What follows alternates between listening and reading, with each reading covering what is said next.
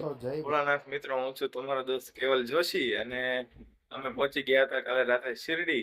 રાતે કરી લીધા હતા સાંઈ બાબાના દર્શન અને જમીને બરાબરની ઊંઘ આવતી હતી એટલે સૂઈ ગયા હતા. અને અત્યારે જઈ રહ્યા છીએ અમે શનિદેવ. આ છે અમારો રૂમ. રૂમ ઉપરથી નીકળીને જઈ રહ્યા છીએ નાસ્તો કરવા. નાસ્તો કરીને નીકળશું સીધા જ શનિદેવે દર્શન કરવા માટે. તમને બતાવશું શનિ શિંગણાપુરની જર્ની. તો બને રહેજો છેક સુધી કેવલ જોશી બ્લોગ સાથે. હર હર મહાદેવ. તો અત્યારે જઈ રહ્યા છીએ નાસ્તો કરવા માટે. શું કહેશો દેવા કાકા તમે? હવે નાસ્તો કરી, બહુ ભૂખ લાગી છે. હો મને શું કહેશો પપ્પા? અત્યારે નાસ્તો બહુ કરવા મજા આવી છે. અત્યારે અમે શિરડીમાં રોકાણા હતા રાતે દર્શન થઈ ગયા છે સાંઈ બાબાના. અને અત્યારે શિરડીથી હવે જઈ રહ્યા છીએ શનિદેવ મહારાજ. શું કાકા? બસ શનિદેવ મહારાજે જવાનું છે તો સવારમાં થોડોક નાસ્તો થઈ જાય, પૌવા ચા, મજા આવી જાય. જરાક મસ્ત ઊંઘ થઈ ગઈ. ગુજરાત કરતાં અહીંયા વાતાવરણ જરાક સારું હતું, ઠંડુ હતું એટલે જરાક મજા આવી.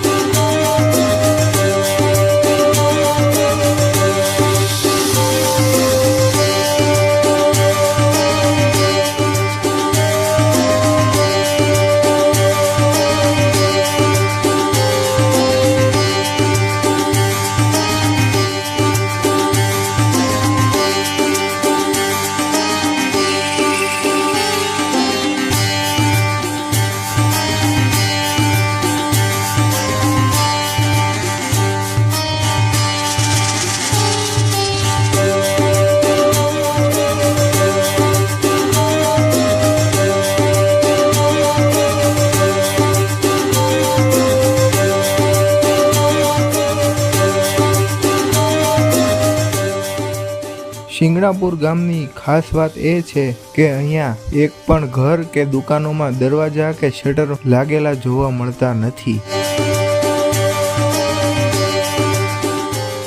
તો શનિદેવના દર્શન કરીને અને પ્રસાદ લઈને અમે રવાના થયા હતા 12મા જ્યોતિર્લિંગ એવા શ્રી કૃષ્ણેશ્વર મહાદેવના દર્શન કરવા માટે.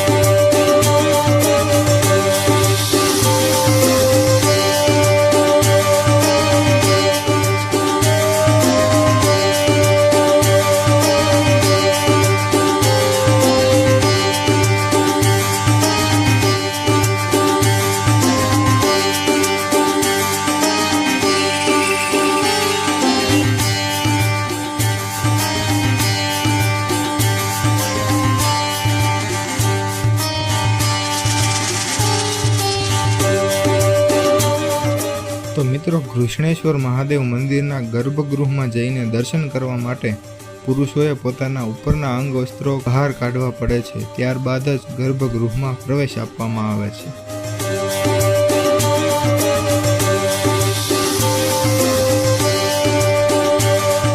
એવું કહેવાય છે કે ભગવાન શિવ તેમની પરમ ભક્ત એવી ઘૃષ્માની ભક્તિ તથા ઉદારતાથી પ્રસન્ન થયા હતા અને ત્યારબાદ તેના નિવેદનથી અહીંયા સદાય માટે સ્થાપિત થયા. એટલા માટે તેમનું નામ શ્રી ઘૃષ્ણેશ્વર મહાદેવ રાખવામાં આવ્યું, જે દુનિયાભરમાં 12મા જ્યોતિર્લિંગ નામે જગવિખ્યાત છે.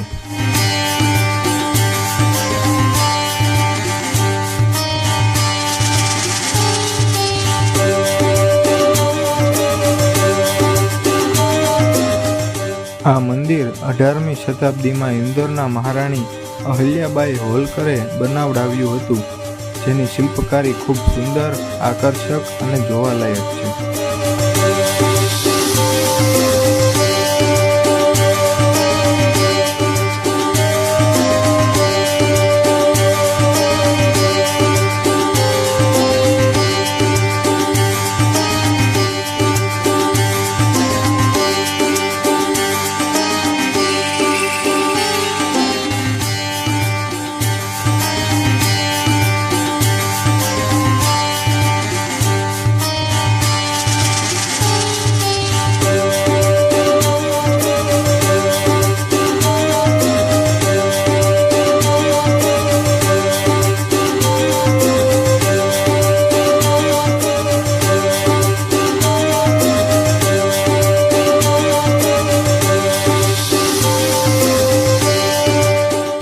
દર્શન કરીને બહાર આવી ગયા છીએ અને વાગ્યા છે સાંજના 5:30.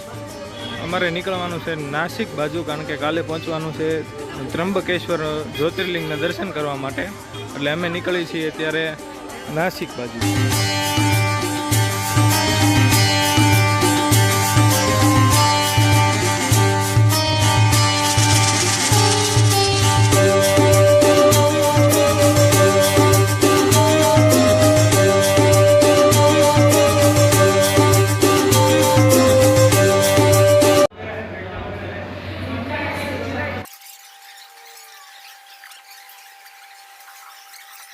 કેવી લાગી?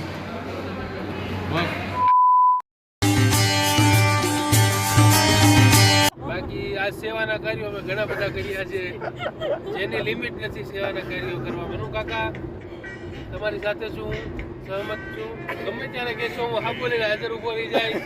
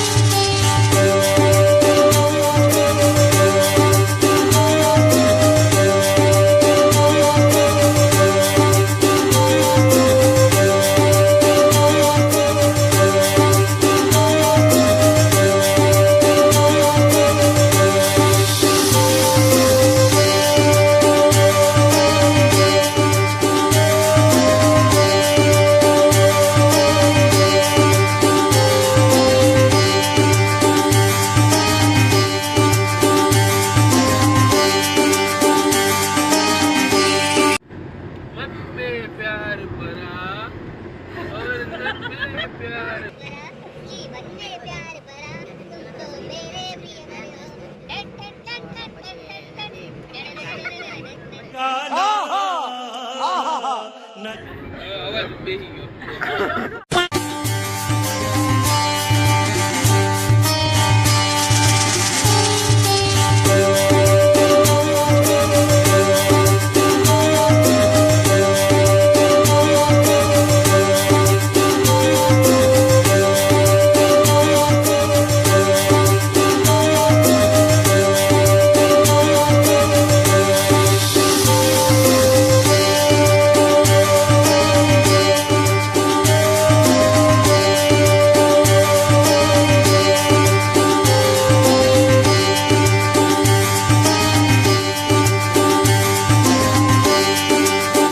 તો બસ આજ માટે આટલું જ છે.